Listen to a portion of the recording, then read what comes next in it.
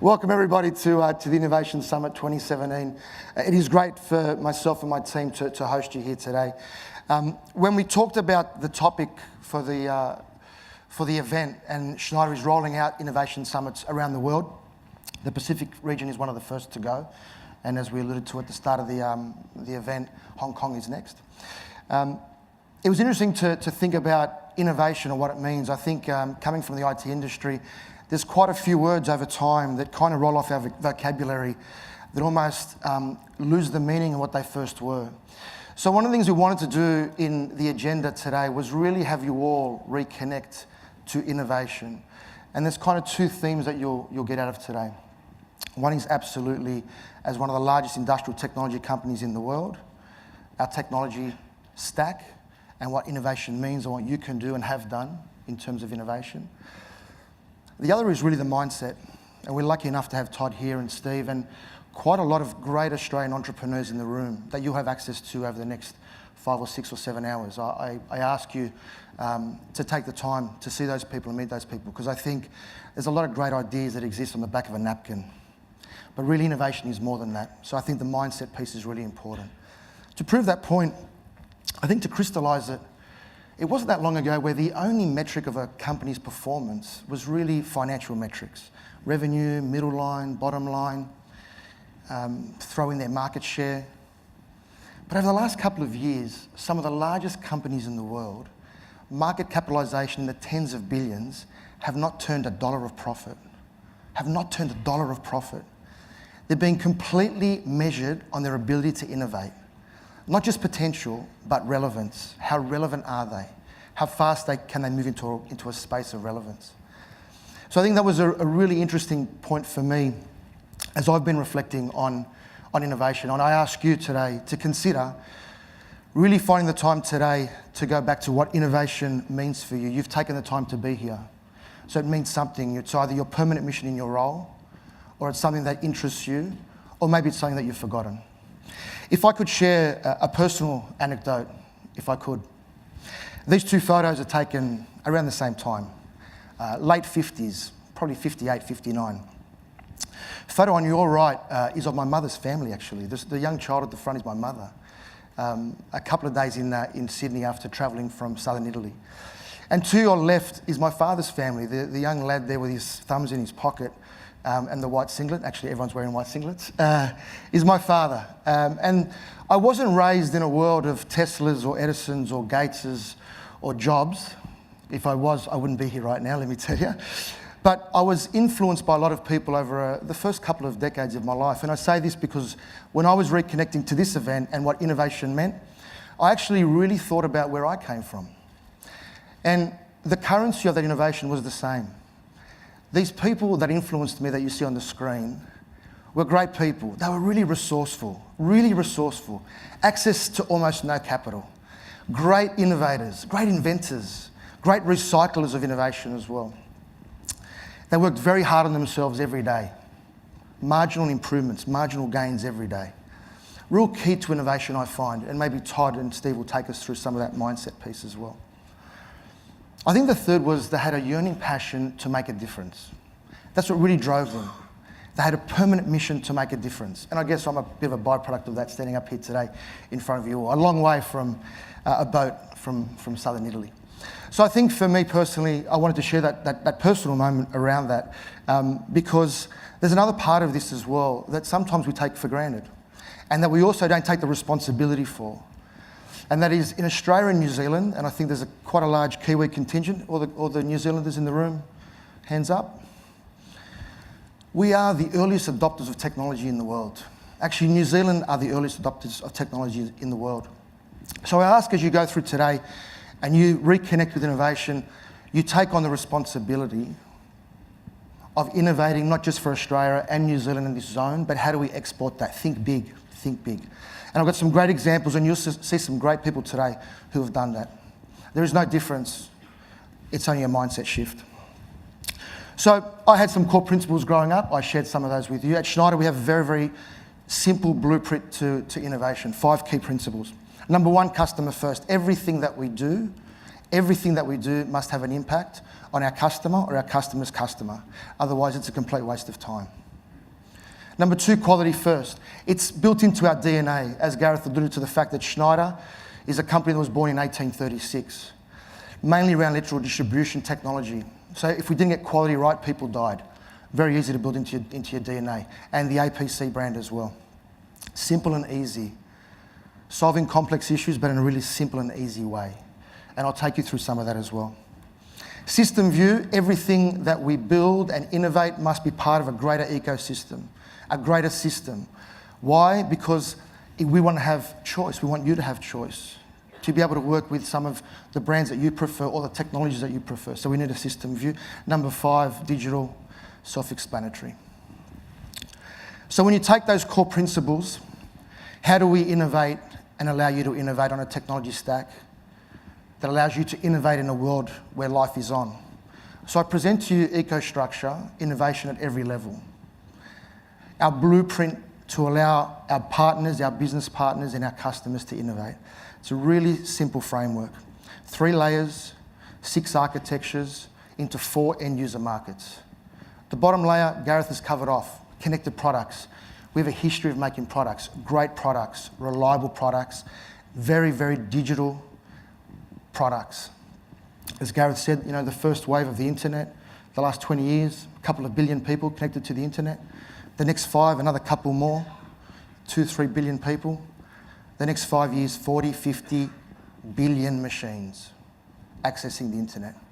So connected products is absolutely our permanent mission in life. And you can't talk IoT unless you have that. Next layer is edge controls. So with that amount of people to people, people to machine, machine to machine transactions, more and more the edge layer is the point of management and measurement of a complicated ecosystem. And I'll talk you through some examples of those. At the top layer, apps, analytics, marginal gains. In a world that is a lot less predictable, we're all looking for more prediction. That's not a business thing, that's just life. Wrap around that the fact that everything needs to be cyber secure, and then all of those platforms need to work on-premise or off-premise. And then we have the 6 architectures into those 4 end-user markets. The grid, industrial segments, data center, and commercial buildings. We've chosen those 4 end-user markets because if we get it right there, we affect the lives of 70% of the energy consumers of the world. So they're high return targets.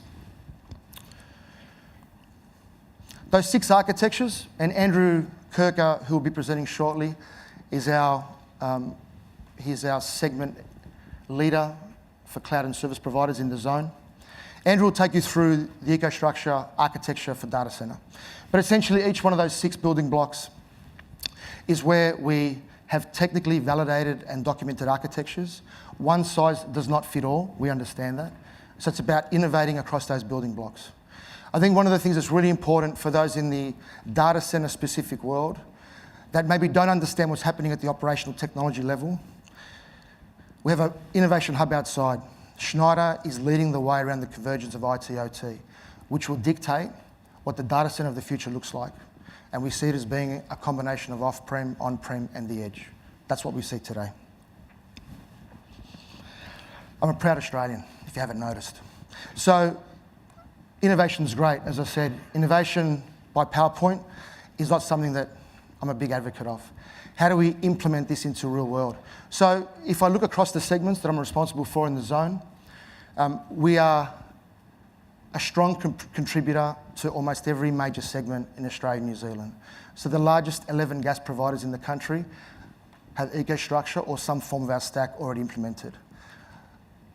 10 of the largest mining companies, and of course 2 out of the 3 largest miners in the world exist here in BHP and Rio Tinto, and we have 10 in total that are relying on us and our technology stack. 10 of the strongest food and beverage brands. Australia and New Zealand should become the food bowl to Asia. There is no reason why we shouldn't. There is no reason why we shouldn't. And today, we power 10 of the strongest brands in the food and beverage market. 100% or 100 sites plus in the water wastewater industry.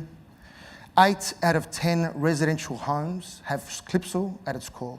8 out of 10 residential homes have Clipsal at its core. 100% of distribution and transmission power utilities are customers of Schneider and EcoStruxure. 3 out of the 4 largest hyperscales standardise on EcoStruxure, and almost every major data centre in the country has some kind of reliance on us. Lots of machine builders as well in the country, 8 out of 10. So it's not about innovation on a PowerPoint slide, it's about how do we execute on that in real-world applications. So I might talk you through some of our case studies, and there's a lot of great case studies where we've innovated before with our customers and our partners. If you go to Schneider TV, there's a repository there of all of these case studies as well. One of those that you're seeing as the video rolls, I'll just talk over the top of and just give you some highlights. This building is the greenest building in the world. It's in Amsterdam, it's called The Edge. Tenant is Deloitte, vision of Deloitte. This building is powered by Schneider's EcoStruxure, all the management systems, the core is Schneider. This building generates more power than it needs. It actually puts back into the grid. It generates 103% of demand. So on the environmental side, it ticks every box. From a technology side, and this is where innovating with our partners is key, there's about 28,000 sensors in the building. There's 2,500 people in the building and less than 1,000 desks. No one has a desk. By the time you wake up in the morning, the application has already reconciled your movements for the day, what meetings you have. It'll push you into a meeting room or the atrium or a concentration room. There are robots in the building that'll handle coffee. The entire ecosystem is predictive. It's the most efficient building in the world from a green perspective and also from a workplace perspective. It's a great example of not innovating on a PowerPoint presentation, but changing people's lives. A bit closer to home, Gareth referred to the South Australian Power Network. Highly political situation with power in Australia, especially in the great state of South Australia. But over the last couple of years, we have worked with the power utility and implemented our EcoStruxure ADMS, our Advanced Distribution Management System, essentially building a smart grid. So we've overlaid that software. It's essentially a self-healing grid. What I'm really, really proud of in this case study was that, and there's some people in the room that were part of this project, a lot of the non-digital hardware that was at the grid level has actually been digitised, and that was implemented and innovated in this country, and we can export that at that product level. So it's another great example of not innovating on a PowerPoint presentation, but innovating in real life, changing people's lives. We do a lot of great work in mining. If I look at IoT and the convergence, actually mining was one of the first adopters, I would say, of this convergence and this technology convergence, mainly out of the necessity of safety as a priority, but also just given the ups and downs of commodity prices. So being able to scale operations very, very quickly up and down. Most of this case study you see on the screen, and when you do download it, it's First Quantum Minerals. It's a site in Finland. It's mainly in the dark because there's our equipment, an Altivar process control unit, a drive that's driving an extrusion fan, extruding the gases and the blast mine from 1.5 kilometres underground. So we talk about connected products, a very large drive in a very, very, very particular rugged environment, being able to be managed from above the surface. It's 1.5 kilometres underground. For those that are part or supporting the mining segment, it's a great case study in working with a customer and a site to mitigate any safety concerns. I highly recommend that you get across this case study. It's another great example of not innovating on a PowerPoint presentation, but changing people's lives. Data centres, a big theme for this event. There's a very, very particular data centre in Norway called Green Mountain. It's interesting, it was an ex-NATO bunker site. They carved out a mountain. It could never be replicated. The cost of taking out a mountain would be too great. Financially, it would never stack up. But they used the vacancy in the mountain left by NATO to build a data centre. They have a full end-to-end EcoStruxure backbone, complete Schneider end-to-end. The teams worked with Green Mountain to design the cooling system. It's a zero-emissions data centre. It would have to be one of the greenest data centres in the world, if not the greenest, based on its geographical uniqueness. Another great example of not innovating on a PowerPoint presentation, but innovating in real life, changing people's lives. If I come a bit closer to home, we've done a lot of great work in this country and in this region with the data center community. One of those, and we're lucky enough to have Greg Bura here, the CEO of Canberra Data Center, and some of his team. Greg turns 10 years old this year, his company, and I use the case study here not only for what Greg's done in the data center world and what he brings to the government and his tenants, but I started this by talking about mindset and talking about a mindset shift, creating possibilities. Greg's been at the bleeding edge of technology for over a decade. He took large risks in building something that was very, very different to the norm and continues to do that, which is why he's so far ahead of the curve. Greg is presenting today at one of the streams, and I really highly recommend, not only from a data center perspective, but from a mindset, people perspective, that you spend some time with Greg. Greg is a great example, and his team are a great example of not just innovating off a PowerPoint slide, but innovating in real life, making a difference. One of the last is a little brand called Ferrari. So APC have had a strong relationship with Ferrari for a long time. You talk about the Internet of Things, you talk about big data, you talk about innovation. I don't think there's any other industry that has progressed like Formula One. Tenths of seconds, the difference between first and third, first and last. Billions of dollars at risk. Very, very strong brand. We continue to power the data centers of Ferrari. We continue to work on the ecosystem of on-premise and off-premise. A Ferrari car has almost 300 sensors. Within the car, there's almost a kilometre of cabling that connects the sensors. The whole car weighs 500 kilos. It's another great example of our innovation is not just about PowerPoint presentations, it's about changing people's lives. So, a couple of last slides to wrap up on the people, mindset and connections. At Schneider, we understand we have the technology layer, we have the stack. We're doing it every day. We're not innovating on the back of a napkin. We're not innovating in PowerPoint presentations. We're innovating in real life. But there's a part of this which is almost as great, if not greater, than the technology. And that is the mindset, the people, and the connections. The last 2 days, we've run a hackathon outside from yesterday, Angela Chen and her team. To see that combination of people innovating in a short period of time is the future. It's here and now. And if you're not doing that as an organisation, you will be left behind. The mindset, Todd and those that have achieved far more in this world than I would ever hope to imagine.